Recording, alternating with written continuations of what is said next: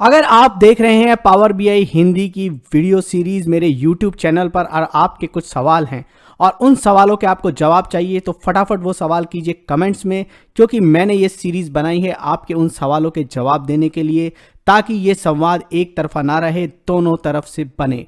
तो फटाफट इस चैनल को सब्सक्राइब करिए, बेल आइकन दबाइए और अपने क्वेश्चन पूछिए कमेंट्स में। नमस्कार दोस्तों, मैं अमित आपका स्वागत करता हूं पावर बीआई हिंदी के एक और वीडियो में। और काफ़ी दिनों से आप बोल रहे थे कि हिंदी में एक डायरेक्ट क्वेरी के ऊपर वीडियो बनाएं, पावर बीआई डायरेक्ट क्वेरी के ऊपर। अब ये डायरेक्ट क्वेरी क्या होता है? सो बेसिकली क्या होता है, जब हम पावर बीआई में डेटा इंपोर्ट करते हैं तो आपने देखा होगा हमने एक्सेल शीट से इंपोर्ट किया, कभी कभी डेटाबेस से भी इंपोर्ट करते हैं। तो जब हम इंपोर्ट करते हैं डेटा, तो डेटा जो है पावर बीआई के अंदर आ जाता है और उसके बाद हम एनालिसिस करते हैं और उसको हम बोलते हैं इंपोर्ट मोड। जब डेटा जो है वो पावर बीआई के अंदर आएगा, पावर बीआई में इंपोर्ट किया है, पावर बीआई ही डेटा को रखती है अपने पास, और वो जो मोड होता है उसको हम इंपोर्ट मोड बोलते हैं। एक दूसरा मोड होता है जिसे हम बोलते हैं डायरेक्ट क्वेरी मोड। अब इस मोड में क्या होता है, डायरेक्ट क्वेरी मोड में पावर बीआई डेटा नहीं स्टोर करता है, हम सिर्फ जो है मॉडल स्टोर करते हैं और मेजर्स बनाएंगे, कॉलम भी अलाउड होते हैं। डायरेक्ट क्वेरी में देखेंगे कैसे कैसे कॉलम अलाउड है। तो वो जो है, जब आप सिर्फ वो मॉडल की डेफिनेशन स्टोर करते हैं और फॉर्मूले स्टोर करते हैं और जो क्वेरी है वो डेटाबेस के ऊपर वापस मारते हैं। और मोस्टली डायरेक्ट क्वेरी जो वो डेटाबेस के लिए होता है और क्यूब्स के लिए भी होता है, एसएपी हाना पे भी डायरेक्ट क्वेरी कर सकते हैं। तो ये सब जो चीज़ें हैं वहाँ पर जब डायरेक्ट क्वेरी करते हैं तो उस केस में पावर बीआई के पास डेटा नहीं रहता, आप देखेंगे फाइल्स का साइज़ भी बहुत कम होगा। तो ये दूसरा तरीका है जिसपे कि हम जो है डेटा ला सकते हैं। और तीसरा होता है लाइव मोड, जहाँ पर कि जो कि SQL server analysis services, Azure analysis services और खुद पावर बीआई डेटा सेट के साथ हम करते हैं। उस केस में क्या होता है, ना तो पावर बीआई के पास डेटा की ओनरशिप होती है, ना मॉडल की ओनरशिप होती है। कुछ मेजर्स बना सकते हैं, बस उतना ही होता है पावर बीआई के पास। तो ये जो मोड है डायरेक्ट क्वेरी, उसके लिए हमें एक डेटाबेस चाहिए। तो मैं क्या करूँगा, मशीन पे आपको बता दूंगा डेटाबेस कैसे इंस्टॉल करना। अगर आपके पास कोई डेटाबेस का एक्सेस है तो आप उसको यूज़ करिए, इस्तेमाल करिए। लेकिन अगर आपके पास नहीं है तो सीक्वल सर्वर एक्सप्रेस एडिशन कैसे डाउनलोड करना है, सीक्वल सर्वर मैनेजमेंट स्टूडियो उसको रन करने के लिए कैसे डाउनलोड करना है, डेटा कैसे अपलोड करना है, ये स्टेप्स मैं आपको बता दूंगा। अगर आप चाहते हैं तो ऑरेकल एक्सप्रेस एडिशन भी आता है, MySQL free open source version आता है, पोस्टग्रेस का फ्री ओपन सोर्स वर्जन आता है, आप उनको डाउनलोड कर सकते हैं। ऑरेकल अगर एक्सप्रेस डाउनलोड करेंगे तो ऑरेकल सीक्वल डेवलपर आप डाउनलोड कर सकते हैं।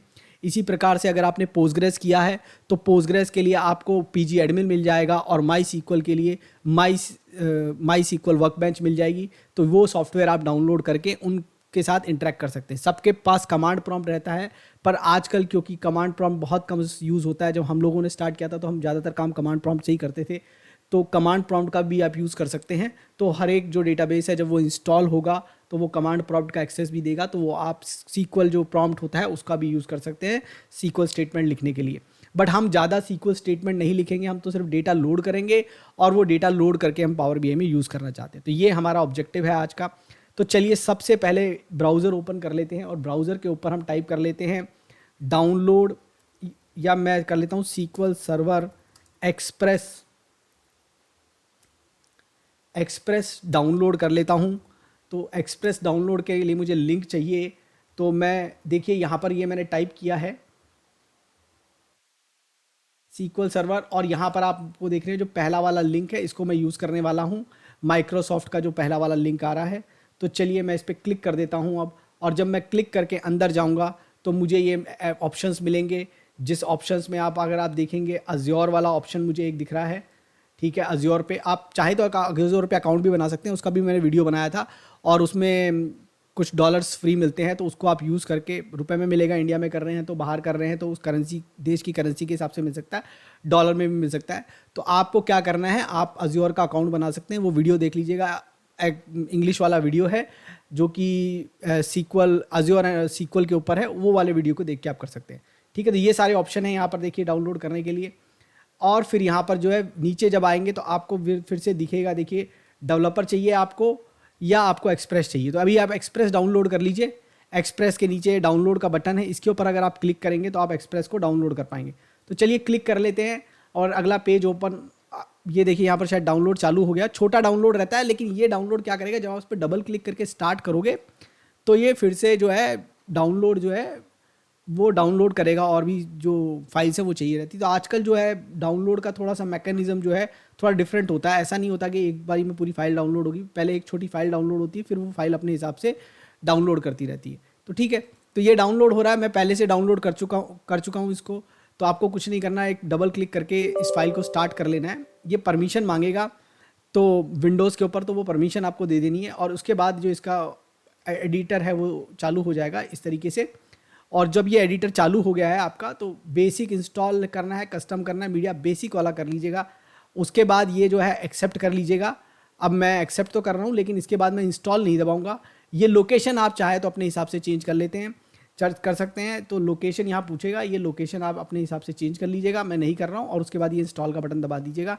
मैंने पहले से इंस्टॉल कर रखा है, और इंस्टॉल करने के बाद मुझे ये भी देखना पड़ता है कि हर बार मैंने उसको स्टार्ट किया है कि नहीं किया। तो जब स्टार्ट करेंगे तो एक फाइल होती है सर्विसेज करके, अब मैं इसको बंद कर दे रहा हूँ, लेकिन आप कंटिन्यू करिएगा इंस्टॉल करना और इंस्टॉल कर लीजिएगा।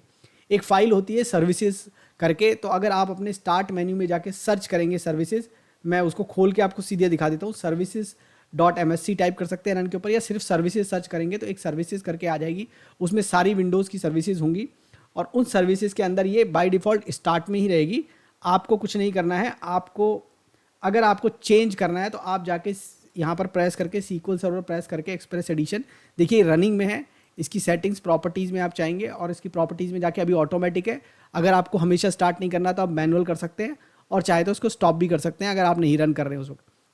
मुझे इस समय पे यूज़ करना है इसको, तो मैं इसको रख रहा हूँ। मैं कोई चेंज नहीं कर रहा हूँ, मैं इसको ऑटोमेटिक ही रहने दे रहा हूँ, क्योंकि मैं बहुत बार SQL सर्वर के वीडियो बनाता हूँ तो मुझे चाहिए रहता है।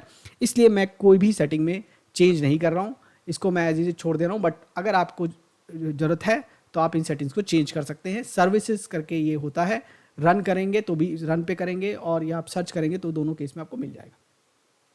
तो चलिए, SQL सर्वर तो इंस्टॉल हो जाएगा। वो SQL सर्वर एंड में आपको इन्फॉर्मेशन देगा कि उसका SQL सर्वर का नाम क्या है। तो या तो SQL एक्सप्रेस होगा या SQL एक्सप्रेस 1 होगा, इस तरीके से नाम रहता है। वो नाम जरूर नोट कर लीजिएगा। प्लस आपकी मशीन का नाम भी वो दिखाएगा, वो मशीन का नाम नोट कर लीजिएगा। नहीं तो लोकल होस्ट से भी काम चल जाता है, तो मशीन का नाम होना चाहिए, या लोकल होस्ट है, दोनों से काम चल जाएगा। मैं आपको दिखाऊंगा कैसे करते हैं जब हम SQL सर्वर से कनेक्ट करेंगे। बट अब SQL सर्वर से कनेक्ट करने के लिए हम तो GUI के एरा में है, तो हम SQL सर्वर मैनेजमेंट स्टूडियो जो है उसको डाउनलोड करना चाहते हैं। तो SQL server management studio download करके आप टाइप कीजिएगा, और SQL सर्वर मैनेजमेंट स्टूडियो जब डाउनलोड करके आप टाइप कर दोगे तो आपको ये फिर से जो है आपको देखे होगे कि जो पहला लिंक है हम वही क्लिक करके यूज़ करने वाले हैं। तो ये वाला जो लिंक है इसको हम यूज़ करेंगे। तो इस पर आप क्लिक कर लीजिए, और क्लिक करने के बाद जब हम अंदर जाएंगे तो फिर से ये देखिएगा आपको डाउनलोड का एक ऑप्शन दिखेगा। लेटेस्ट वर्जन का डाउनलोड है, लेटेस्ट नहीं करना है तो उसके एक पहले कर सकते हैं। मेरे पास जो है 18th है वर्जन है, क्योंकि मैंने अभी लेटेस्ट नहीं इंस्टॉल किया है। तो नीचे इंस्टॉलेशन इंस्ट्रक्शन दी है, और पुराना जो वर्जन है उसके लिंक भी दिए रहेंगे, तो वहाँ से आप वो पर्टिकुलर वर्जन ले सकते हैं। ठीक है, तो मैंने थोड़े दिन पहले इंस्टॉल किया था, तो मेरे पास 18 वर्जन है, 19 लेटेस्ट है, वो आप इंस्टॉल कर सकते हैं। और भी लैंग्वेज वगैरह के ऑप्शन है, देख के कर लीजिएगा। फिर से वही है, आप इस पर क्लिक करेंगे, डाउनलोड हो जाए, डाउनलोड कर लेंगे। और डाउनलोड करने के बाद ये देखिए यहाँ पर टॉप पे अलग अलग ब्राउज़र पे है। मैं फायरफॉक्स पे कर रहा हूँ, तो फायरफॉक्स पे इस तरीके से दिखता है। आप क्रोम पे करेंगे तो थोड़ा सा डिफरेंस होगा, लेकिन डाउनलोड करके जो जगह है वहाँ पर आपको दिखता रहेगा कितना % हुआ है। एक बार डाउनलोड होगा, डबल क्लिक करके SQL server management studio install कर लेंगे। तो ये है इंस्टॉल, डाउनलोड और इंस्टॉल करने का तरीका। तो आप डाउनलोड कर लीजिएगा, फिर से सेम प्रोसेस है, कोई प्रोसेस में चेंज नहीं है। एक बार डाउनलोड हो गया तो ये फाइल पे आपको डबल क्लिक करना है। डबल क्लिक करेंगे तो विंडोज़ 10 ऑनवर्ड्स हैं, तो आपसे परमिशन पूछेगा। जब आप उसको परमिशन दे देंगे तो वो जब आप उसको परमिशन दे देंगे तो वो फिर आपसे पाथ वगैरह पूछेगा। तो मैं इसको परमिशन दे देता हूँ। डबल क्लिक करने के बाद मैंने परमिशन दे दी है, और इसने मेरे को मैनेजमेंट स्टूडियो जो है उसके लिए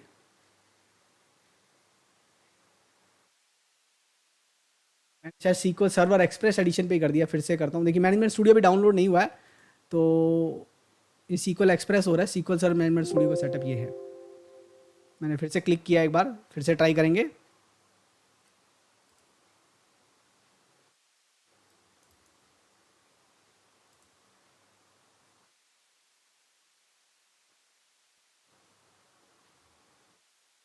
तो SQL सर्वर मैनेजमेंट स्टूडियो जो है वो आप इंस्टॉल कर लीजिएगा। सेम प्रोसेस है, आपको वही जो है इंस्टॉलेशन का प्रोसेस दिखेगा सेम SQL सर्वर इंस्टॉल करने के लिए। तो आप जो है SQL सर्वर मैनेजमेंट स्टूडियो एक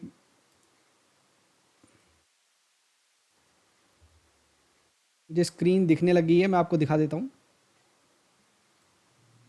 चलिए, तो ये आ गई है। फिर से वही चीज़ें हैं, देखो ध्यान दो कि लोकेशन पूछेगा,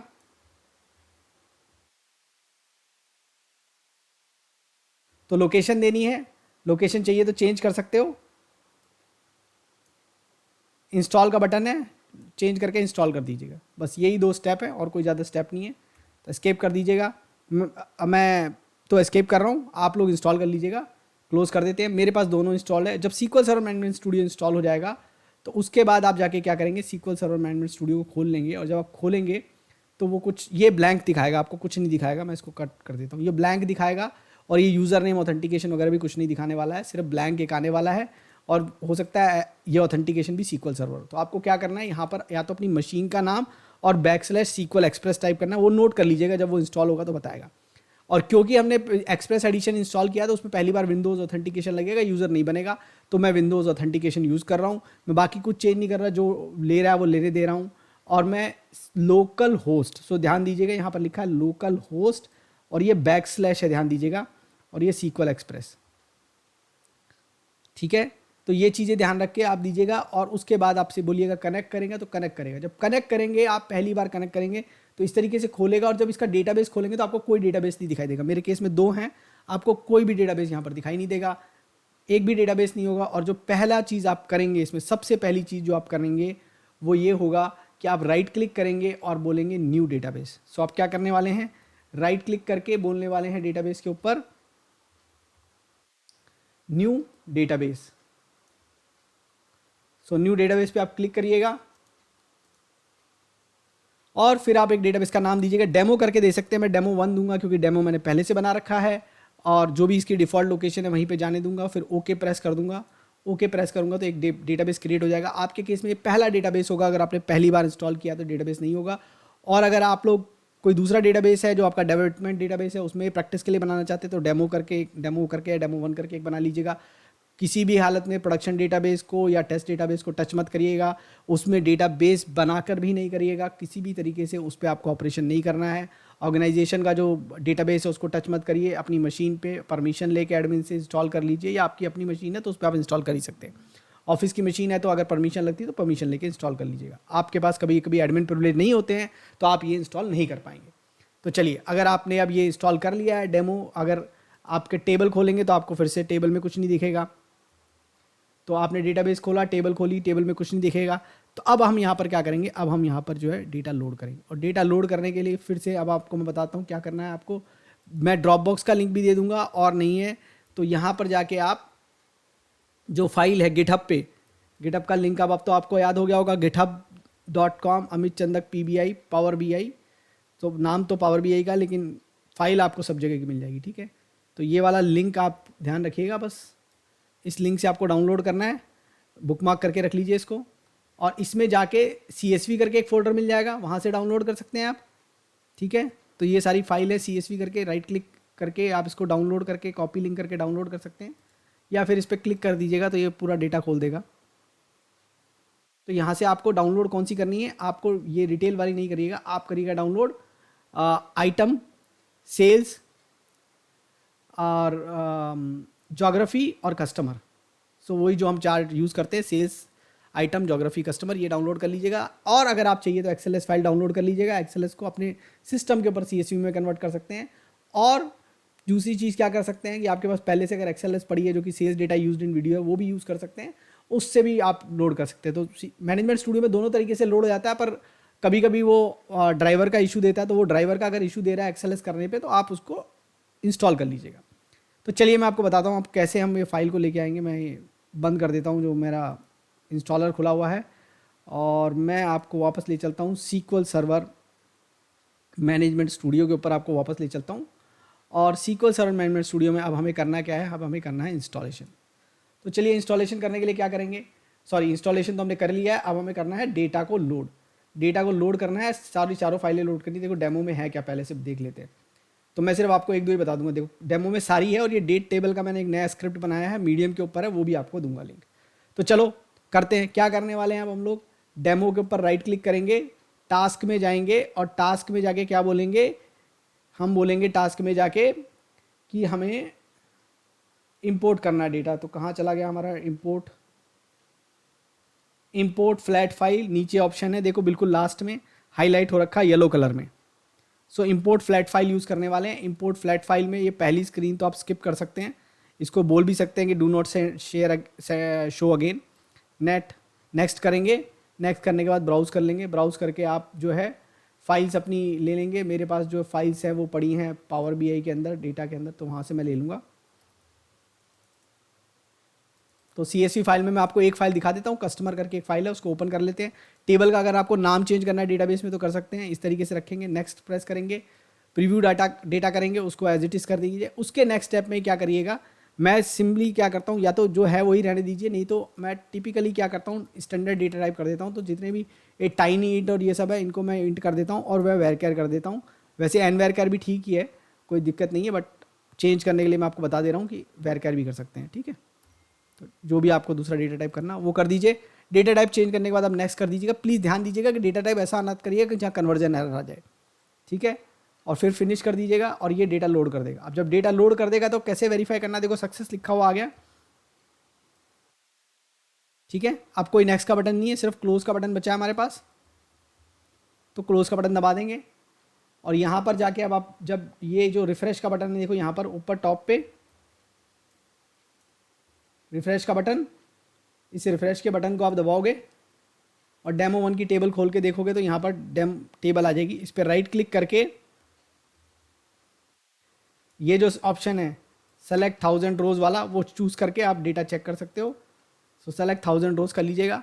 हमारे कस्टमर टेबल में काफ़ी सारी रोज़ हैं तो 1000 में आ गया। और अगर आपको सारी रोज़ सेलेक्ट करनी है तो टॉप 1000 हटा दीजिएगा और ये क्वेरी कर दीजिएगा, तो सारा डेटा आ गया। इसी तरीके से आपको मैं डेमो ही यूज़ करने वाला हूँ, तो उसमें आपको सेल्स, आइटम, ज्योग्राफी और कस्टमर कर लेंगे। अब ये डेट टेबल कैसे क्रिएट होगी, इसमें डेटा कैसे जाएगा, वो भी मैं आपको प्रोसेस बता देता हूँ। तो डेट टेबल के लिए फिर से चलिए ब्राउज़र पे चलते हैं। मेरा मीडियम का ब्लॉग है, आप लोगों के पास होगा, तो मीडियम पे जो मेरा वो है ब्लॉग वो खोल लीजिएगा आप। उसका लिंक मैं दे दूँगा आपको, medium.com@अमित चांदक होना चाहिए। सो medium@@ अमित चांदक ये करके आप ब्लॉग जो है मेरा वो खोल लीजिएगा, ठीक है। इसको भी बुकमार्क कर लीजिएगा।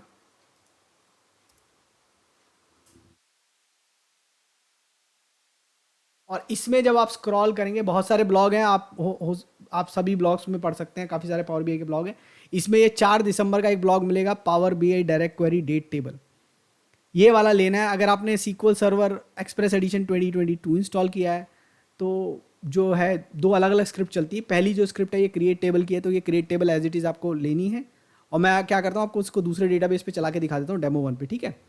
तो इसको क्या करते हैं, यहाँ लेके चलते हैं और यहाँ पर जो ये हमारी क्वेरी है यहाँ पर मैं आपको डेमो 1 पे चला के दिखाता हूँ। डेमो पे मैंने बना रखी है, तो ये डेमो 1 है डेटाबेस। देखो कैसे कैसे होता है डेमो, इसमें 2-4 चीज़ें समझ लो। एक तो यहाँ पर डेटाबेस का नाम दिखना चाहिए और ये हमारा एग्जीक्यूट का बटन है, ठीक है। तो अभी ये 2 चीज़ें यूज़ करनी है, बाकी हम कुछ यूज़ नहीं कर रहे हैं, ठीक है। तो चलो अभी इसको ये टेबल का स्क्रिप्ट लाके यहाँ पेस्ट कर लिया क्वेरी के ऊपर। और अगर ये नहीं है आपके पास तो कहाँ से लानी है क्वेरी, ये न्यू क्वेरी यहाँ पर बटन है। और न्यू क्वेरी के बाद अगर डेटाबेस सही नहीं है तो डेटाबेस यहाँ पर चेंज कर लीजिएगा, ठीक है। तो यहाँ पर डेटाबेस चेंज कर लीजिएगा और सेलेक्ट करने के बाद, या सिर्फ एक ही क्वेरी है तो एग्जीक्यूट कर सकते हैं, क्योंकि SQL server management studio multiple query execute कर देता है एक बारी में। तो बेटर है कि सेलेक्ट करके करिएगा अगर एक से ज़्यादा क्वेरी है, नहीं तो एक जो क्वेरी एडिटर है एक उस पर एक ही क्वेरी रखिएगा, ठीक है। नहीं तो शुरू में आपको बहुत दिक्कत हो जाएगी मैनेज करने में, ठीक है। तो ये मैंने एग्जीक्यूट कर दिया, F5 से भी एग्जीक्यूट हो जाता है। तो ये टेबल बन गई है और ये टेबल आपको यहाँ फिर से जब मैं रिफ्रेश मारूंगा तो ये डेमो 1 डेटाबेस में आपको ये टेबल दिख जाएगी। तो अब आपको क्या पास क्या हो गई, ये दोनों टेबल हो गई, डेट टेबल हो गई, पर डेट टेबल में भी कोई डेटा नहीं है। अगर मैं सेलेक्ट 1000 रो करूँगा तो सब कुछ एम्प्टी आने वाला है, ठीक है। बंद कर देता हूँ इसको, फिर से मारना पड़ेगा। अब क्या चाहिए आपको, डेटा चाहिए, तो वापस वो SQL वाले ब्लॉग पे जाएंगे। उसमें ये वाला जो है ना, ये मेरे 19 पे मेरे वाले पे यही चलेगा। अगर आपने एक्सप्रेस एडिशन उसके बाद का इंस्टॉल किया है तो एक वर्जन 160 ऐसा कुछ है जिसके ऊपर ये सपोर्टेड है। एक नया फंक्शन आ गया है जनरेट सीरीज़ आपने पावर बीआई में तो यूज़ किया होगा, SQL सर्वर में भी आ गया है, लेकिन जो मेरा एक्सप्रेस एडिशन 2019 है उसके ऊपर ये सपोर्टेड नहीं है। तो अगर आपके पास वो वाला वर्जन जिसके ऊपर ये सपोर्टेड है जनरेट सीरीज़, आप चला के देख लीजिएगा, तो आपको ज़रूरत नहीं है ये वाला प्रोसीजर वाला एग्जीक्यूट करने का। ये आप जो दूसरा वाला है, ये अगर जनरेट सीरीज सपोर्टेड है तो ये दूसरा वाला आप यूज़ कर सकते हो, ठीक है। तो इसमें कोड लिखा हुआ है और ये कोड क्या करना है, अब आपको डेट्स चेक कर लेनी है सेल्स टेबल में मिनिमम और मैक्सिमम। टिपिकली मेरी जितनी भी डेट्स है वो 2018 से 20 के बीच में ही है। तो ये 2018 से 20 के बीच में, अगर आप कोई अपने डेटाबेस पे काम कर रहे हैं और इस टेबल को बनाना चाह रहे हैं डायरेक्ट क्वेरी के लिए, तो उस हिसाब से डेट चेंज कर दीजिएगा। थोड़ी बड़ा है तो प्रॉब्लम कर सकता है, मैंने ट्रंकेट का कोड लिखा है, और अगर थोड़ा बड़ा है तो आप ये ट्रंकेट का कोड हटा के दो साल 4 साल करके डेटा अगर ऐसा डालना तो डाल सकते हैं। वो अगर जनरेट सीरीज चल जाएगा तो बहुत आराम से काम हो जाएगा। ठीक है, तो ये आप चला दीजिए। ठीक है, इसमें डेटा आ जाएगा, फिर से आप चला के देखिएगा 1000 रोज, देखो डेटा आ गया, डेट आ गई है, month start date, month end date, year month year, month year, year month sorting के लिए, month year, quarter start date, quarter end date, जितना सब कुछ मैंने आपको पावर बीआई में सिखाया सारा कोड यहाँ पर सीक्वल का है। आप वो सीक्वल का कोड ले जाके यूज़ कर लीजिएगा। ठीक है, तो चलिए हो गया काम। तो अब हमारा सब कुछ रेडी है सीक्वल सर्वर पे डायरेक्ट क्वेरी करने के लिए। अब समय आ गया है पावर बीआई पे चलने का। तो क्या करेंगे, पावर बीआई खोल लीजिए और रेडी हो जाइए डायरेक्ट क्वेरी करने के लिए। यहाँ हम कुछ कर नहीं रहे, यहाँ हम आएंगे वापस डेटा देखने के लिए आएंगे, जब वहाँ पर क्वेरी करेंगे और डेटा वैलिडेशन के लिए एक आधी बार यहाँ वापस आएंगे। तो अब क्या करते हैं, पावर बीआई खोल लेते हैं सबसे पहले। तो हमें चाहिएगा पावर बीआई, और पावर बीआई मेरी दूसरी स्क्रीन पे खुला हुआ है, तो मैं पावर बीआई को इधर ले आता हूँ। पावर बीआई मैंने खोल लिया है, ग्रीन वाली स्क्रीन क्लोज कर दी है, और मेरे पास सारे ऑप्शन हैं। ये सब ऑप्शन मैं आपको सारे वीडियोज़ में बता चुका हूँ। यहाँ पर ध्यान दीजिएगा, जो ध्यान देने वाली बातें हैं अब आप देखिएगा, ये यहाँ पर 3 है, याद रखिएगा, रिपोर्ट व्यू, डेटा व्यू और मॉडल व्यू। जब मैं डेटा लोड करूँगा पहली बार डायरेक्ट क्वेरी में तो क्या होगा, क्या क्या दिखेगा वो चेक करिएगा। ठीक है, बाकी कोई बड़ा चेंज आपको नज़र नहीं आने वाला, वो फिर मैं हर एक टेबल में बताऊँगा। तो ये जो लास्ट में डेटा पेन है इसको खोल लेते हैं, विजुलाइजेशन को खोल लेते हैं, और मैं बजाय इसके कि मैं जाऊँ गेट डेटा और सब कुछ सर्व करूँ, यहाँ भी सीक्वल सर्वर का ऑप्शन है, देखो टॉप पे, और यहाँ स्क्रीन के मिडल में भी है। जहाँ भी आपको दिख रहा है सीक्वल सर्वर, नहीं है तो गेट डेटा में मोर करके सारे ऑप्शन दिखी जाएंगे। तो कर लीजिए सीक्वल सर्वर, क्या लिखना है, local host \SQL express, database का नाम डेमो, ऑप्शनल है। सबसे जरूरी चीज डायरेक्ट क्वेरी, क्या करना है, सबसे जरूरी चीज डायरेक्ट क्वेरी। एडवांस ऑप्शन कुछ नहीं देंगे, कोई सीक्वल नहीं देंगे, अभी सीधा डायरेक्ट क्वेरी में करना है। ओके करेंगे,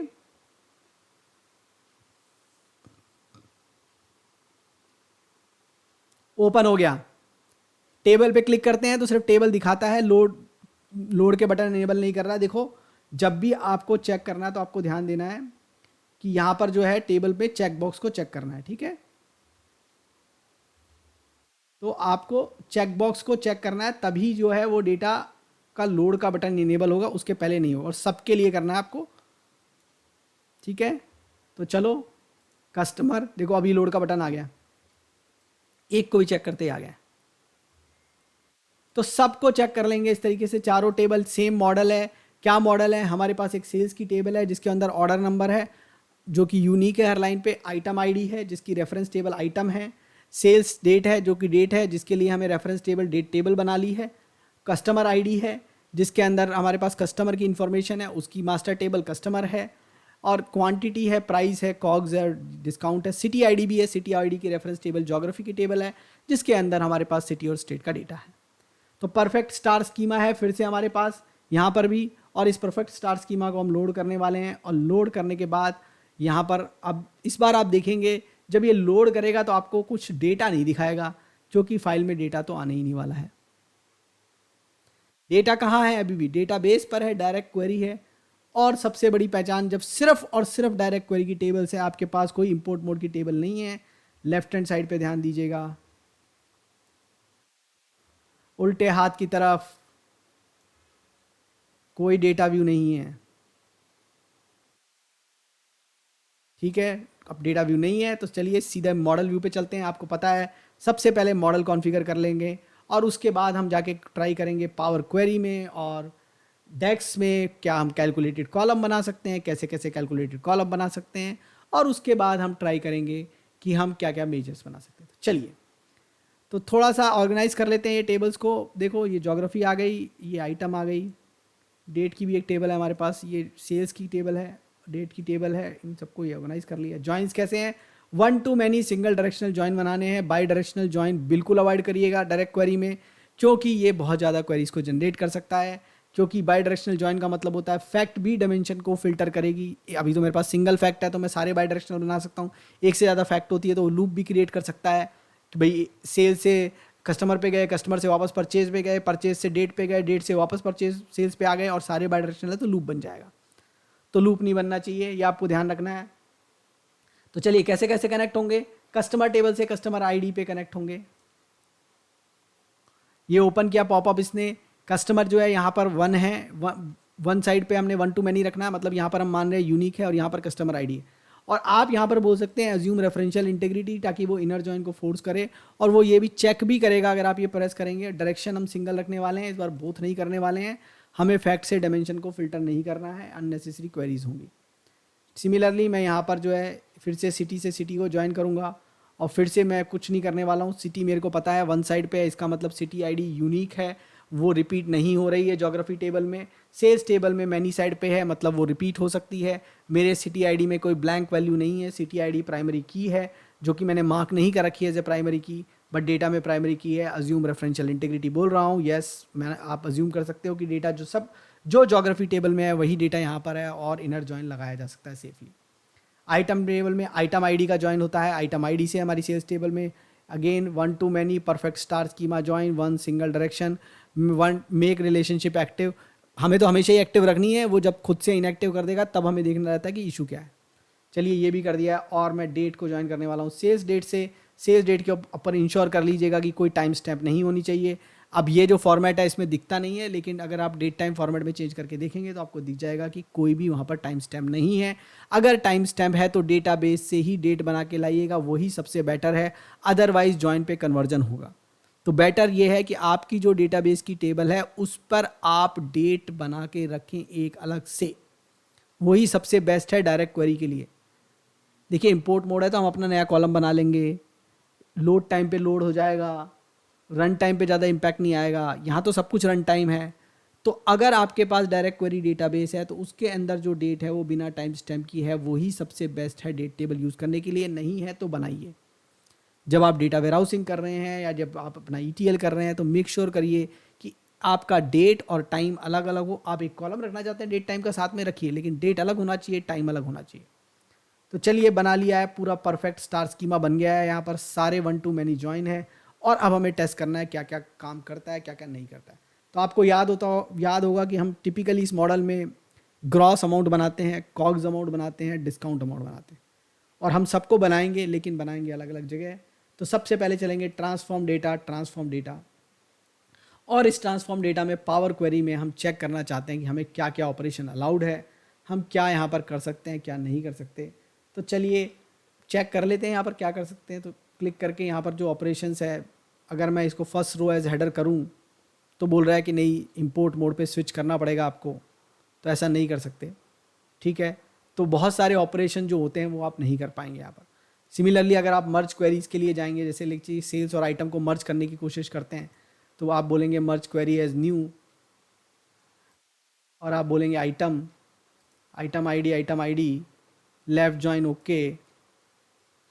ठीक है, और इसको हम बोल देते हैं अप्लाई। तो देखिए ये इंपोर्ट मोड की टेबल बन गई है, लोडिंग डेटा आ गया। तो मेरे को तो लोडिंग डेटा चाहिए नहीं, ठीक है, मुझे इंपोर्ट मोड की टेबल नहीं चाहिए। तो मैं क्या करूँगा, मैं इसको जाके दिखा भी देता हूँ आपको क्लोज करके। देखो एक तो ये आ गया, डेटा व्यू आ गया, ऊपर से डेटा व्यू में ये टेबल में डेटा दिखेगा। अगर ये कोई भी डायरेक्ट मोड की टेबल होगी उसमें नहीं दिखेगा, यही नहीं है। यहाँ पर मॉडल व्यू में जब जाऊँगा, प्रॉपर्टी खोलूँगा और ये मर्ज टेबल पे क्लिक करूँगा तो मुझे प्रॉपर्टी में स्क्रॉल करने पे एडवांस के अंदर इंपोर्ट मोड दिखेगा, यहाँ नहीं है। उसने बाय डिफ़ॉल्ट इंपोर्ट मोड की टेबल बना दी, मुझे नहीं चाहिए। तो वापस होम पे जाऊँगा, ट्रांसफॉर्म डेटा पे जाऊँगा, ट्रांसफॉर्म डेटा पे जाऊँगा, ये वाली टेबल डिलीट कर दूँगा, मुझे नहीं चाहिए। मुझे सिर्फ और सिर्फ डायरेक्ट क्वेरी चाहिए। अभी बनाएंगे, इंपोर्ट मोड की टेबल भी बनाएंगे, लेकिन अभी नहीं चाहिए, सिर्फ दिखाने के लिए था कि भाई क्या चलता है क्या नहीं चलता। तो ऐसा कोई भी ऑपरेशन जहाँ हम टेबल्स को कंबाइन कर रहे हैं, सब कर रहे हैं, ये सब आप नहीं कर पाएंगे। सिंपल ऑपरेशन कर पाएंगे। तो डिलीट कर दीजिए, थर्ड ऑप्शन डिलीट। फिर से दिखा देता हूँ।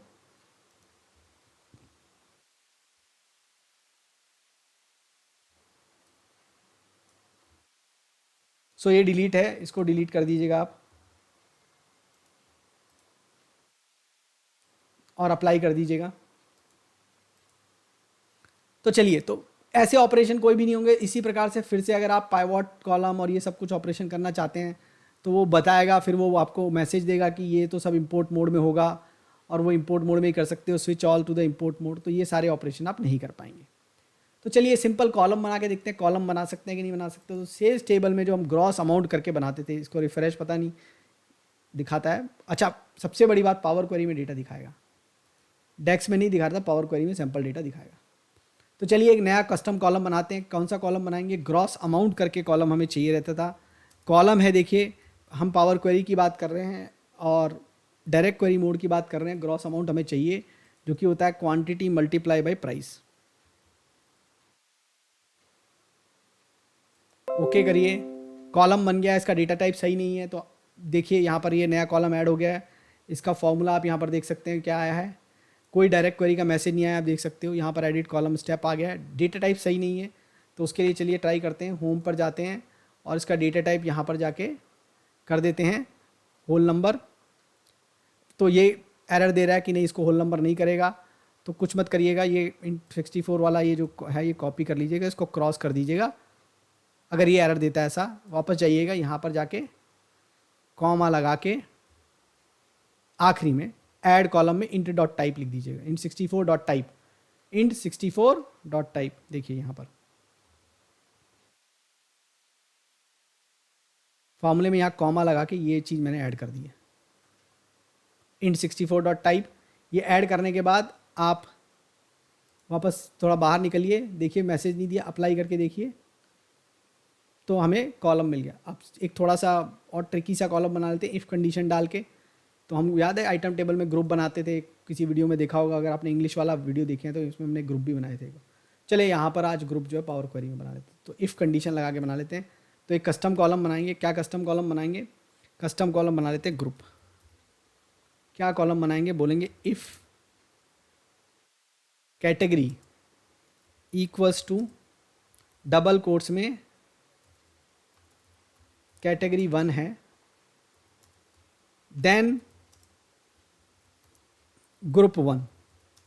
कैसे लिखते हैं? इफ देन एल्स, उसके अलावा एल्स। दूसरी कंडीशन, तो एल्स के बाद पूरा इफ लग जाता है एज इट इज, स्पेस देके। एल्स इफ नहीं होता यहाँ पर, एल्स के बाद स्पेस देके इफ होता है। कैटेगरी 2 है तो वो भी ग्रुप 1 में चल जाए। अब चलिए एल्स इफ को कॉपी कर लेते हैं इस बार। कैटेगरी 3 को जो है हम किस में डाल देते हैं? ग्रुप 2 में डाल देते हैं। और बाकी सब के लिए एल्स लिख के, यहाँ एंटर चलता है, यहाँ शिफ्ट एंटर की जरूरत नहीं है आपको। ग्रुप 3 में डाल देते हैं।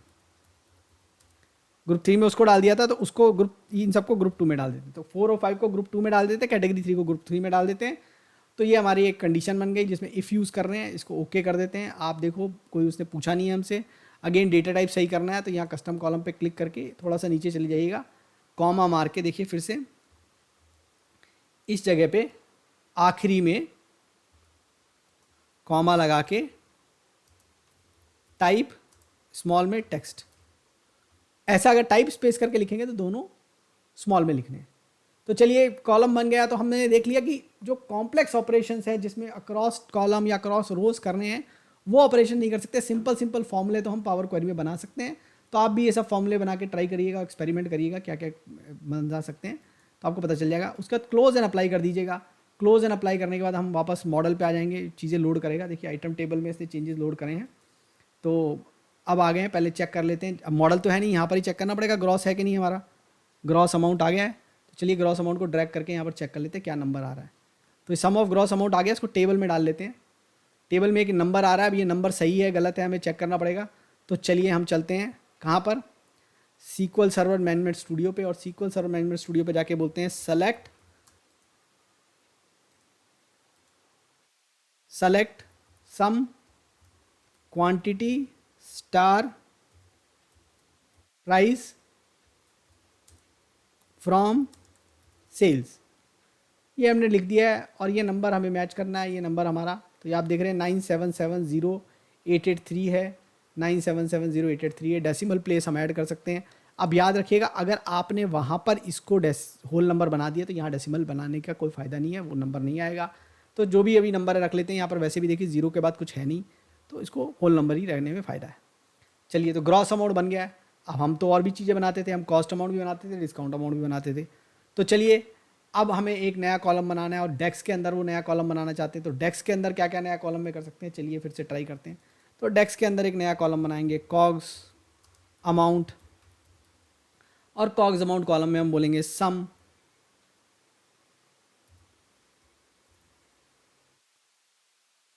सम नहीं बोलेंगे क्योंकि ये तो कॉलम है, कॉलम में तो हम सीधा क्या करेंगे, कॉग्स मल्टीप्लाई बाय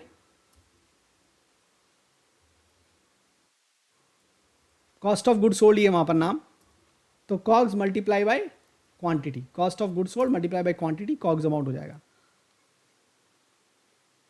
तो ये भी बन गया, इसको ड्रैग करके चेक कर लेते हैं वैल्यू आ रही है कि नहीं आ रही है। ठीक है, वैल्यू दिख रही है। अब हमें क्या चाहिए, डिस्काउंट चाहिए। डिस्काउंट एब्सोल्यूट था, उसका भी एक नया कॉलम डिस्काउंट अमाउंट का बना लेते हैं सेम तरीके से। अब डिस्काउंट अमाउंट में हमें यूज़ करना है पहले से जो कॉलम बना रखा ग्रॉस अमाउंट, और ग्रॉस अमाउंट हमने वहाँ बनाया था, इसको मल्टीप्लाई कर दिया डिस्काउंट परसेंटेज से और डिवाइड कर दिया 100 से क्योंकि एब्सोल्यूट था। तो चलिए डिस्काउंट अमाउंट भी बना दिया। ठीक है, तो ये हमारे नंबर आ गए। अब हमें बनाना है नेट। नेट टिपिकली हम मेजर बनाते थे, पहले ग्रॉस बनाते थे फिर डिस्काउंट अमाउंट बनाते थे। तो यहाँ पर मैं क्या करता हूँ, उसका मेजर बना लेता हूँ। मेजर कैसे बनाएंगे, देखिए रो लेवल भी बना सकता हूँ, कॉलम लेवल भी बना सकता हूँ।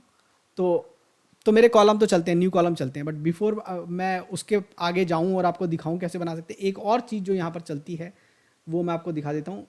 देखिए आपका अर्लियर वगैरह तो नहीं चलेगा, मैक्स भी लिखेंगे वो भी नहीं चलेगा, लेकिन कॉलम के अंदर मैं यहाँ पर ला रहा हूँ ब्रांड 1 करके एक कॉलम सेल्स के अंदर, और वो ला रहा हूँ मैं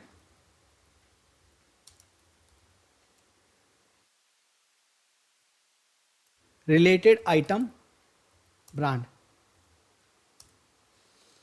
चलिए, और ये रिलेटेड आइटम ब्रांड यहाँ पर आ गया। मैं इसी ब्रांड को ड्रैग कर रहा हूँ, देखिएगा यहाँ पर मैंने ये ड्रैग कर में कॉलम में ऊपर की तरफ लगा दिया है, और आप देख रहे हो मस्त ब्रांड का डेटा आ गया। तो रिलेटेड फंक्शन जो है यहाँ पर काम करता है सरप्राइजिंगली। और आपके अगर आप कुछ कॉम्प्लेक्स एक्सप्रेशन अगर हम यहाँ देना चाहेंगे जैसे सम एक्स, वो सब नहीं चलते। ठीक है, तो ये सब, तो ये चल रहा है आपका रिलेटेड, चल रहा है आपका डेट टाइप चल रहा है। डेटा टाइप चेंज भी आप डेक्स में इजीली कर सकते हैं, कोई भी डेटा टाइप चेंज करना है तो डेक्स में टिपिकली डेक्स में डेटा टाइप चेंज यहाँ पर हो जाएगा। जैसे मैंने ब्रांड बनाया है, इसका टेक्स्ट है तो टेक्स्ट ही है, लेकिन जैसे कि अब मेरा आइटम आईडी तो पहले से सही हो गया मेरा। चलिए देखिए ज्योग्राफी टेबल में कुछ है क्या हमारे लिए, तो इसका जैसे ज्योग्राफी में हमें कैटेगराइजेशन सिटी करना है तो वो सब कर लेंगे। सिटी आईडी का डेटा टाइप होल नंबर है, उसको अगर मैं लेट से, ये तो चलो जॉइन कॉलम है इसको नहीं चेंज करते, कस्टमर में देख लेते हैं। कस्टमर में ये जो कस्टमर की सिटी आईडी है इसको टेक्स्ट करके देख लेते हैं। ठीक है, तो अलाउ कर दिया उसने, और यहाँ पर डेटा ला के भी चेक कर लेते हैं। तो इसको टेबल में कन्वर्ट कर देते हैं, तो यहाँ पर डेटा कर पा रहे हैं, और देख रहे हो टेक्स्ट के हिसाब से अलाइनमेंट भी चेंज हो गया। तो ये सब काम जो है हम कर पा रहे हैं यहाँ पर। तो चलिए कॉलम पे हम बड़े सेफ हैं। तो अब हमारे पास क्या बचा है, एक तो सबसे पहले कोई थीम इंपोर्ट कर लेते हैं। फॉन्ट बहुत छोटा सा है, आप भी बोल रहे होंगे छोटा सा फॉन्ट है कुछ नहीं दिख रहा है, तो चलिए क्या करेंगे, थीम इंपोर्ट कर लेंगे। तो थीम मेरे पास तो बनी बनाई थीम है, वहीं से ब्राउज थीम करूँगा, और ब्राउज थीम में से एक थीम बनी हुई पड़ी है, वो थीम को मैं इंपोर्ट कर लूँगा। थीम इंपोर्ट हो गई तो बड़ा हो गया। आप लोगों के लिए मैंने थीम दे रखी है, वो थीम यूज़ कर लीजिएगा। टिपिकली मैं थीम में सब चीज़ों को बड़ा बड़ा कर देता हूँ, 5-5 पिक्सल। तो यहाँ पर जाता हूँ, कस्टमाइज थीम करंट थीम करता हूँ, और कस्टमाइज करंट थीम में जितने भी टेक्स्ट वाले हैं सब में 5-5 पिक्सल देखो मैंने बढ़ा रखे होंगे। एक वो इसको कार्ड को छोड़ के बाकी सब जगह जहाँ जहाँ भी फॉन्ट रहता है वहाँ सब जगह मैं 5-5 पिक्सल बढ़ा देता हूँ। तो यही मैं करता हूँ, तो ये भी आप भी कर सकते हैं। ठीक है, तो चलिए ये बन गया है। अब हम मेजर बना के देख लेते हैं। तो मेजर बना के एक नया पेज भी ले लेते हैं। पहले वहाँ पर आइटम से ब्रांड ला के भाई दूसरी टेबल से भी टेस्ट कर लें काम कर रहा है कि नहीं कर रहा रिलेशनशिप पे। तो ग्रॉस अमाउंट चेक कर लेते हैं। तो चलो एक ग्रॉस अमाउंट हमने ऐसे बनाया, एक ग्रॉस अमाउंट रो लेवल का वैसे बना लेते हैं। भाई कभी कभी तो कैलकुलेशन ऐसी होगी ना, रो लेवल कैलकुलेशन डायरेक्ट क्वेरी में करनी पड़ेगी। ऐसा थोड़ी है कि यहाँ पर चलो कॉलम बन गया सब कुछ हो गया, वैसे कैसे करनी है। तो एक नया ग्रॉस एम भी बना लेते हैं। ग्रॉस एम मेजर वो क्या होगा, सम एक्स, देखो मेजर है तो सब चलना चाहिए, सेल्स और क्वांटिटी। एंगुलर ब्रैकेट आजकल बहुत हो रहा है मुझसे। प्राइस, सेल्स का ही प्राइस ले लिया, सेल्स का ये ले लिया, और ये कर दिया एंटर सम एक्स करके, तो ये हमारा एक्सप्रेशन फंक्शन यूज करके हमने एक मेजर बना लिया। ठीक है, फॉर्मेटिंग हो गई है, नहीं है तो आप यहाँ जाके मेजर टूल में चले जाएंगे, मेजर टूल में जाकर ये फॉर्मेट और ये फॉर्मेट यहाँ से चेंज कर सकते हैं। बेसिकली आपको कॉमा प्रेस करना है और डेसिमल प्लेस डिसाइड करना है और कुछ नहीं करना है। तो मैं यहाँ पर जाके कॉमा प्रेस कर देता हूँ, डेसिमल प्लेस मेरे को ग्रॉस में 0 चाहिए तो मैं यहाँ 0 कर देता हूँ, एंटर मार देता हूँ, ये हो गया मेरा काम। सेम नंबर आ रहा है, देख रहे हैं, ये फॉर्मेटेड नहीं है, ये फॉर्मेटेड है, उतना ही फर्क है। इसको फॉर्मेट करना है तो क्या करेंगे, सेम चीज़ करेंगे, ग्रॉस के ऊपर क्लिक करेंगे, ग्रॉस अमाउंट के ऊपर यहाँ पर कॉमा को दबा देंगे। ये तो होल नंबर है तो डेसिमल प्लेस की पूछेगा ही नहीं, सेम नंबर आ गया। तो चलिए मेजर बनाना भी सीख गए, नेट का मेजर एक और बनाना बचा है तो उसको भी बना लेते हैं। क्या करेंगे, किसी भी टेबल पे क्लिक करिए या मेजर पे क्लिक करिए, टेबल टूल या मेजर टूल खोलिए, उसमें जाके नया मेजर बनाइए और नए मेजर में क्या लिखेंगे, नेट। नेट क्या था हमारा, अब देखो नेट में यहाँ पर हमने इस बार तो ग्रॉस का मेजर नहीं बनाया, तो हम क्या करेंगे, सम ऑफ ग्रॉस अमाउंट, और कौन सा वाला यूज़ कर रहा हूँ, जो ग्रॉस अमाउंट बनाया था, जो ग्रॉस है मैं वो नहीं यूज़ कर रहा, माइनस कर रहा हूँ मैं सम ऑफ डिस्काउंट अमाउंट। ठीक है, डिस्काउंट अमाउंट का सम माइनस करके ये मैंने नेट बना लिया। तो डायरेक्ट बनाया मैं नेट, पहले मेजर नहीं बनाया, इस बार थोड़ा सा टाइम सेव हो गया। ये नंबर आप देखोगे उसका माइनस होकर आ रहा है, तो ये मेरे नंबर बन गए। ठीक है, तो अब क्या हो गया, मेरे पास मेजर्स बन गए हैं, मेरा मॉडल सेट हो गया है, मैं जो है अब इस पर टेस्टिंग कर सकता हूँ। तो डायरेक्ट क्वेरी के लिए मेजर बन गया, मॉडल बन गया, कॉलम बन रहे हैं, पावर क्वेरी में बन गए, मेजर बन गए। डेट टेबल को डेट टेबल मार्क नहीं किया, और डेट टेबल पे हमने क्या नहीं बनाए, टाइम इंटेलिजेंस के मेजर नहीं बनाए। तो चलिए डेट टेबल मार्क होती है कि पहले से हमने डेट टेबल का ज्वाइन तो लगा दिया, राइट क्लिक करेंगे, mark as date table, mark as date table. मैंने स्क्रिप्ट से आपको डेट टेबल जनरेट कराई है, सारी अगर डेट्स होंगी कंटिन्यूस होंगी तो ये डेट टेबल मार्क हो जाएगी, और जैसे आप करेंगे आप देखेंगे डेट टेबल मार्क हो गई है। अब यहाँ पर ये सारी डेट टाइम और ये डेटा टाइप वगैरह है, ये सब है। अब एक काम और जो हमें करना पड़ेगा, ये मंथ ईयर को जब मैं लेके आऊँगा तो आप देखोगे तो मंथ ईयर की सॉर्टिंग है वो सब गड़बड़ है, और इसके अंदर जब मैं ग्रॉस या नेट का मेजर डालूंगा तो आप बोलोगे अरे ये कोई सॉर्टिंग होती है क्या, इसकी सॉर्टिंग भी सही हो जाएगी कि हाँ हो जाएगी। हम लेके आए हैं वहाँ से बना के लेके आए हैं, मंथ ईयर पे क्लिक करूँगा, कॉलम टूल्स, देखो प्रोसेस बताता हूँ पूरा। कॉलम के ऊपर क्लिक करना है, कॉलम टूल्स के ऊपर जाना है और वहाँ जाके सॉर्ट बाय कॉलम पे क्लिक करना है, और उसके बाद वो कॉलम सर्च करना है जिसके ऊपर सॉर्ट करना है। तो यहाँ पर हमने उसका नाम ईयर मंथ रखा, ईयर मंथ पे क्लिक करोगे अपने आप उसकी सॉर्टिंग सही हो जाएगी। तो ये काम भी हो गया। अगर आपको क्वेरी देखनी है, क्या क्वेरी है उसकी डेस्क के अंदर और उसके अंदर, तो आप यहाँ जाइएगा, यहाँ पर जाके व्यू है, यहाँ पर व्यू के अंदर, और इसमें एक ही क्वेरी रखता हूँ। चलिए ये वाला विजुअल है, ये विजुअल एक और विजुअल बना लेते हैं। चलिए तो मंथ ईयर और नेट का एक और विजुअल बना लिया, और व्यू में गया, व्यू में जाके परफॉर्मेंस एनालाइजर पे क्लिक किया, स्टार्ट रिकॉर्डिंग, रिफ्रेश विजुअल, एक टेबल विजुअल, यहाँ पे कॉपी क्वेरी, और ये जितनी क्वेरी आपने कॉपी करी है इसको जाके पहले जरा सीक्वल सर्वर मैनेजमेंट स्टूडियो पे पेस्ट करके देखिए। ठीक है, तो आप देखोगे इसमें बहुत एक तो सीक्वल लिखी आएगी और एक इसमें आपकी डेक्स लिखी आएगी। जो सीक्वल वाली आपकी क्वेरी है ये वाली, देखो ये 1 मिलियन रोज़ की लिमिटेशन है, डायरेक्टली इसमें लगी है। अगर उससे ज़्यादा रोज़ होंगी तो वो ये एरर मारता है, 1 मिलियन रोज़ से ज़्यादा क्वेरी होती है तो लिमिटेशन लगी हुई है। एग्जीक्यूट किया आपने और देखो ये आपको रोज़ डेटा आ गया। ठीक है, तो सेम डेटा वो डिस्प्ले कर रहा है। अब डेटा जो यहाँ पर दिख रहा है थोड़ा सा डिफरेंस हो सकता है डिस्प्ले में। ओके, तो अब आपको पता है कि आपको क्वेरी कहाँ से देखनी है, परफॉर्मेंस एनालाइजर में जाके देखनी है क्वेरी। अभी परफॉर्मेंस एनालाइजर बंद कर देता हूँ मैं। आपको पता है डायरेक्ट क्वेरी में अगर आपको क्वेरी देखनी है, डेक्स और क्या सीक्वल क्वेरी जनरेट हुई है तो यहाँ से दिखेगी। तो सीक्वल क्वेरी भी आपको मिल गई कि कैसे जनरेट कर रहा है। अब हमें क्या करना है, अब हमें तो टाइम इंटेलिजेंस चेक करना है, टाइम इंटेलिजेंस काम करता है कि टाइम इंटेलिजेंस नहीं काम करता है, ये भी हमारे लिए बड़ा क्वेश्चन है।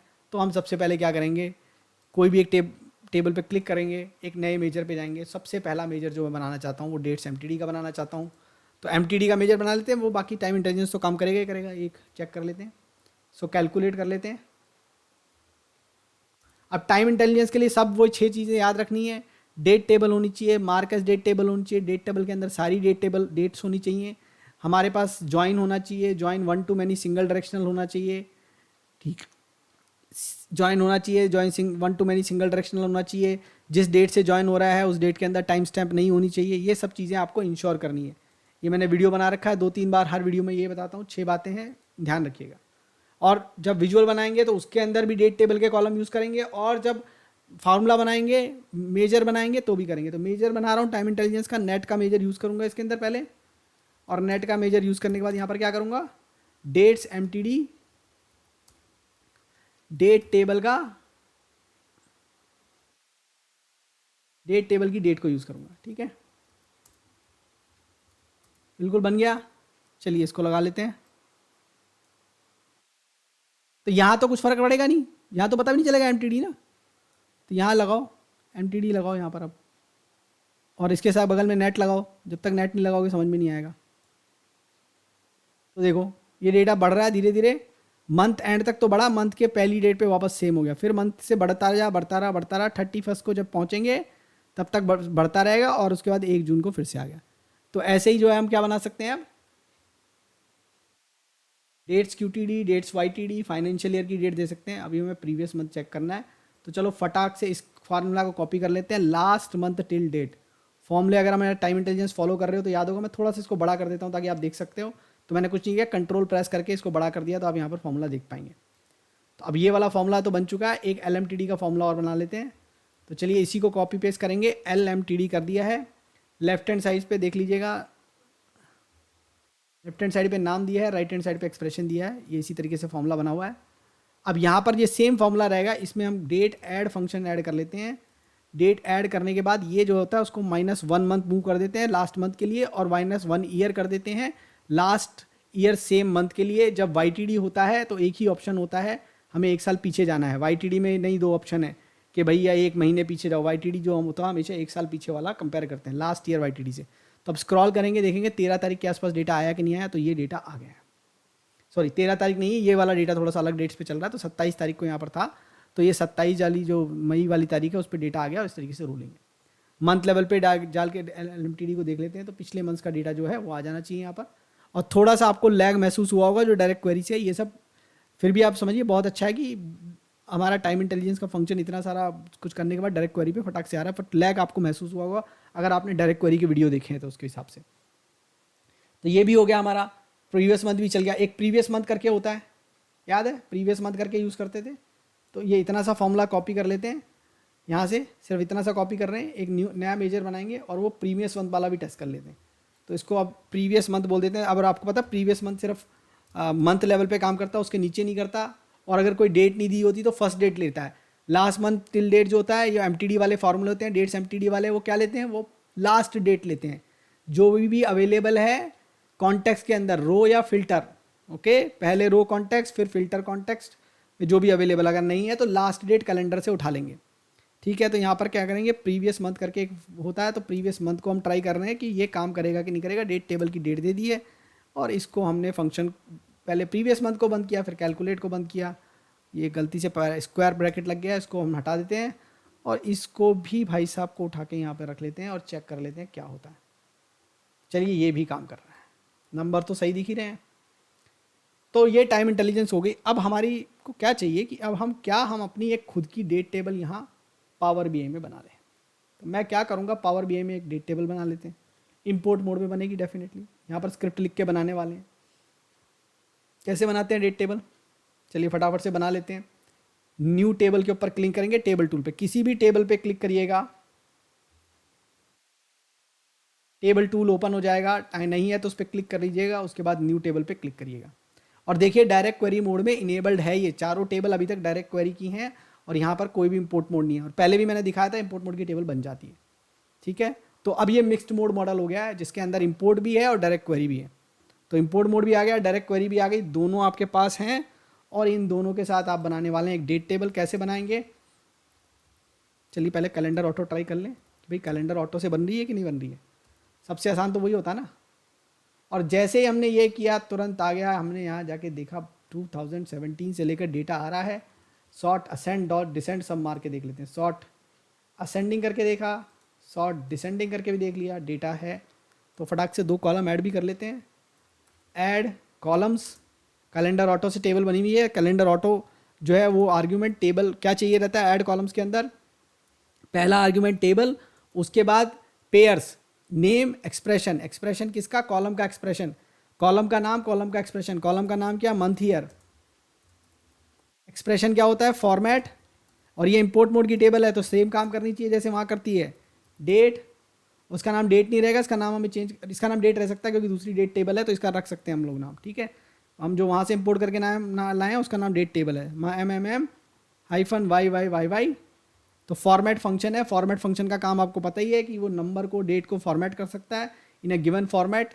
MMM जब देते हैं 3M देते हैं तो इसका मतलब जैन फेब मार्च है, 4M देते हैं जनवरी फरवरी मार्च है, 2M देंगे तो 01 02 03, ये ऐसा ये काम करता है, ठीक है। तो ये याद रखिएगा, पहला कॉलम बन गया है, कॉमा लगाएंगे, दूसरा कॉलम बनाएंगे, दूसरा कॉलम क्या बनाएंगे, वो बनाएंगे मंथ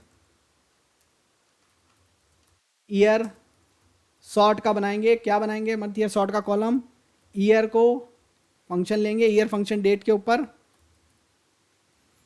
उसको मल्टीप्लाई कर देंगे 100 से, प्लस उसके अंदर कर देंगे मंथ, क्योंकि मंथ 2 डिजिट का ही हो सकता है इसलिए हमने ईयर को 100 से मल्टीप्लाई किया है ताकि हमें YYYMM मिल जाए। वो फॉर्मेट फंक्शन से भी बना सकते थे और ये कर दिया है। तो ये डेट ऐड कॉलम से हमने 2 और नए कॉलम ऐड कर दिए हैं इसके अंदर।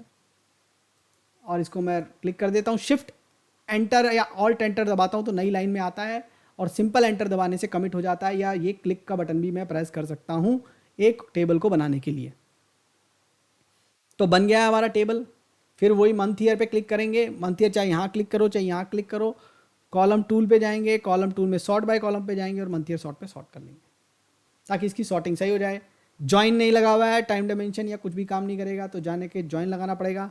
ये डेट टेबल यहाँ पर है, इसको ड्रैग करके, इसको डेट टेबल मार्क नहीं किया अभी हमने, पर इसको सेज डेट से जॉइन तो कर ही सकते हैं, तो हमने जॉइन कर दिया है। अब ये बोल रहा है सर्कुलर डिपेंडेंसी, ये कैलेंडर ऑटो की वजह से आ रही है। तो कैलेंडर ऑटो की वजह से अगर सर्कुलर डिपेंडेंसी आ गई तो एक काम करते हैं, इसको अभी फिलहाल के लिए कैलेंडर बना लेते हैं बजाय इसके कि रिजॉल्व करने में भी टाइम।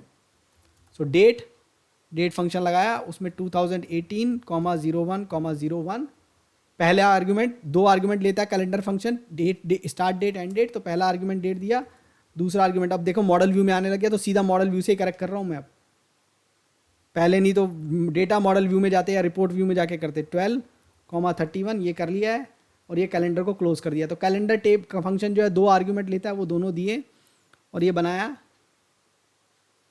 चलो ये बन गया, इसको कैलेंडर को ट्रैक करके डेट के ऊपर डाला है, इसने बोल दिया 1 to many single direction make relationship active, सब कुछ कर दिया। देखते हैं होता कि नहीं, हो गया जॉइन है। अब जाके एक काम और कर देंगे, ये वाली डेट टेबल को भी मार्क एज डेट टेबल कर देंगे। Right click, mark as date table, mark as date table, select a date column, एक डेट कॉलम को सेलेक्ट करेंगे, डेट कॉलम को सेलेक्ट करेंगे। हमारे पास इसमें एक ही डेट कॉलम है, उस टाइम हमारे पास बहुत सारे डेट कॉलम थे तो वो दिखा रहा था, इसमें सिर्फ एक डेट कॉलम है उसी को दिखा रहा है, तो हमने ये मार्क एज डेट कॉलम कर दिया है। और आप देखेंगे फिर से की मार्क हो गई है, जॉइन बन गया है। इसके पास तो पहले से हैराकी नहीं थी क्योंकि हमने दूसरी टेबल को डेट टेबल मार्क कर रखा था। जब भी हम डेट टेबल बनाते हैं, जो भी डेट टेबल की डेट बनती है उसकी हैराकी ख़त्म हो जाती है, आपको हैराकी नहीं मिलेगी, चाहे वो इंपोर्ट मोड भी हो। यहाँ तो खैर डायरेक्ट क्वेरी मोड है तो दिखाई नहीं रहा है यहाँ पर कि काफ़ी जगह हैराकी।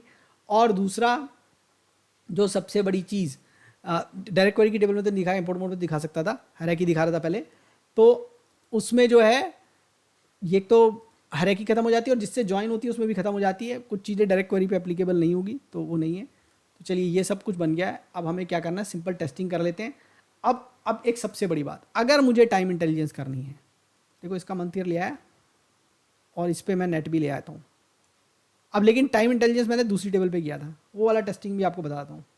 याद है YTD बना रखा है, दूसरी डेट टेबल पे है वो, है ना। MTD लेके आता हूँ, देखो क्या होता है। कुछ नहीं आ रहा, नहीं आएगा ना, मैंने बोला था जिसकी डेट टेबल है उसी का फॉर्मूला होना चाहिए, वही टेबल यूज़ होनी चाहिए।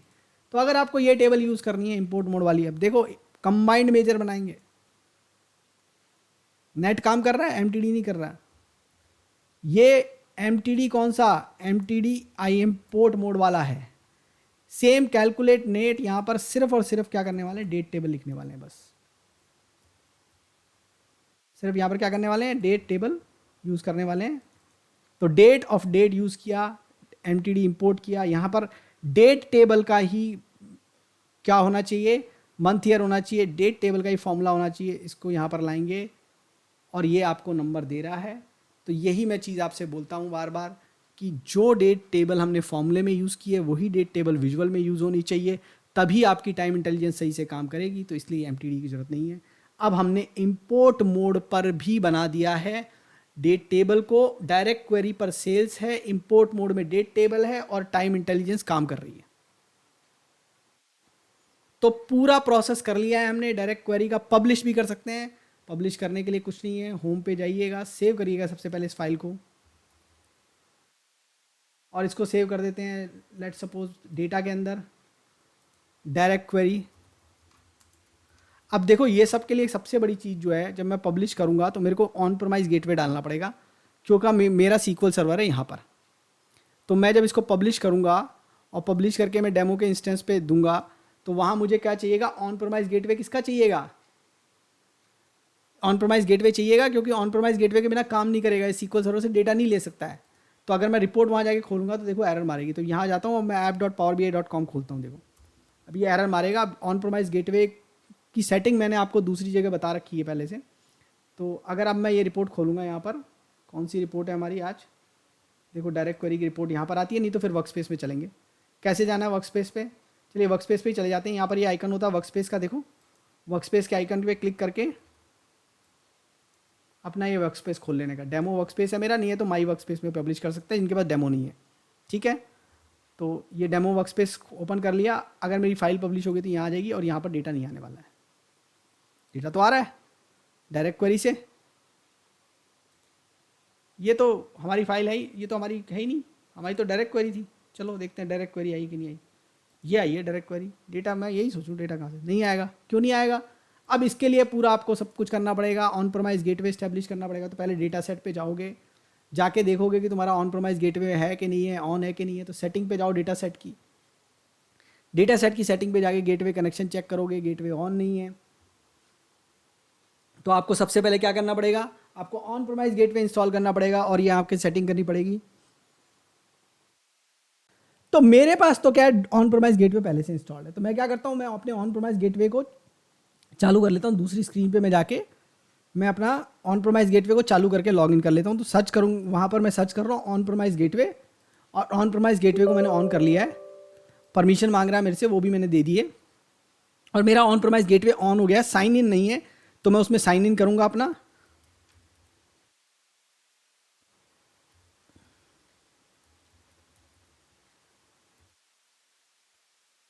On promise gateway up and running होना चाहिए, साइन इन होना चाहिए।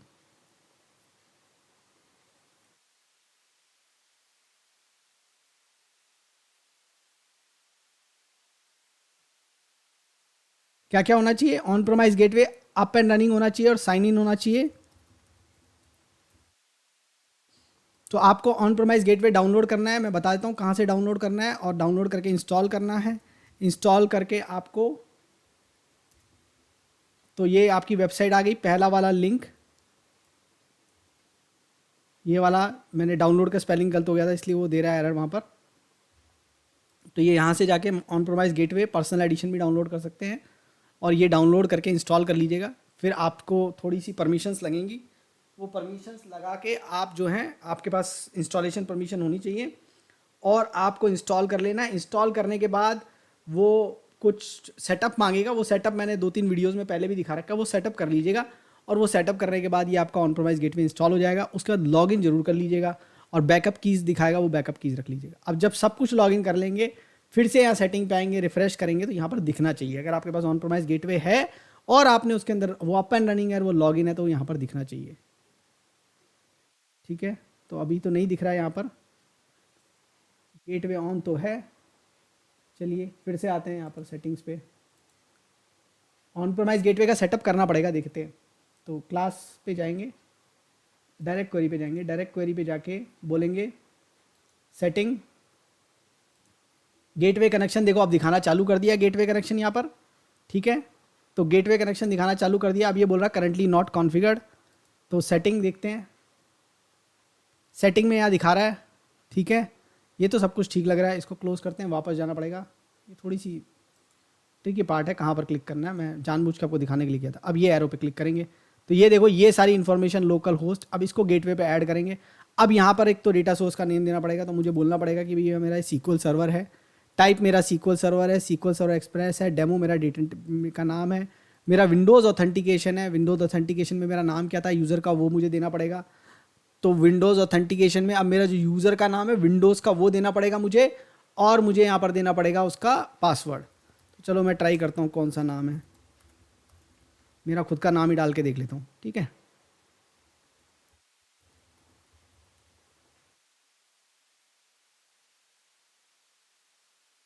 कुछ तो एरर मार रहा है, अब ट्राई करते हैं। अब कर गया। तो यूज़र का नाम गड़बड़ था, तो यूज़र का नाम मैंने ठीक करा। अब देखो चलो गेटवे कनेक्शन स्टैब्लिश हो गया, मैप टू सीक्वल सर्वर, नाम दे दिया अप्लाई। अब चलेंगे रिपोर्ट के ऊपर वापस से। Demo direct query data set है ये, तो उसकी रिपोर्ट खोल लेते हैं। चलिए अब तो हमें डेटा मिलना चाहिए। अब ये जो लोग अज्योर करके आए उनका फ़ायदा हो जाएगा, उनको तो डायरेक्टली मिल जाएगा। सिर्फ अज्योर के कनेक्शन के ज़्यादा से ज़्यादा डिटेल देने पड़ेंगे। कहाँ देने पड़ेंगे दिखाता हूँ। अगर आपने अज्योर लिया है तो ये तो अब रिपोर्ट चल गई, अब आपको पता है डायरेक्ट क्वेरी का डेटा आ गया। तो चलो वापस वर्कस्पेस पे चल के दिखाता हूँ। अगर आपने अज्योर लिया था तो ये डेटा सेट की सेटिंग में जाके सिर्फ ये वाला स्टेप तो आपका खत्म हो जाएगा। अज्योर से आया हो तो सिर्फ ये डेटा सोर्स क्रेडेंशियल वाला रह जाएगा, जहाँ पर आपको क्रेडेंशियल देने हैं, ठीक है। तो ये मांगेगा तो क्रेडेंशियल देना। तो अब ये पूरा फ्लो हो गया एंड टू एंड। आपने लिया, आपने ऑन प्रेमाइज गेटवे इंस्टॉल किया, उसके लिए दूसरे वीडियो देख लीजिएगा, और आपने यहाँ पर आके रिपोर्ट अपनी रन कर ली। डायरेक्ट क्वेरी की रिपोर्ट रन हो रही है, ऑन प्रेमाइज डेटाबेस से डेटा चेंज हो रहा है, ठीक है। तो अब जाके आप ट्राई करिए डायरेक्ट क्वेरी, और मुझे बताइए और क्या दिखाएं इस सीरीज़ में। इस वीडियो को देखने के लिए धन्यवाद। Keep watching, keep asking questions in comments, subscribe to my channel and press the bell icon so that you can get notification for new videos. Thank you.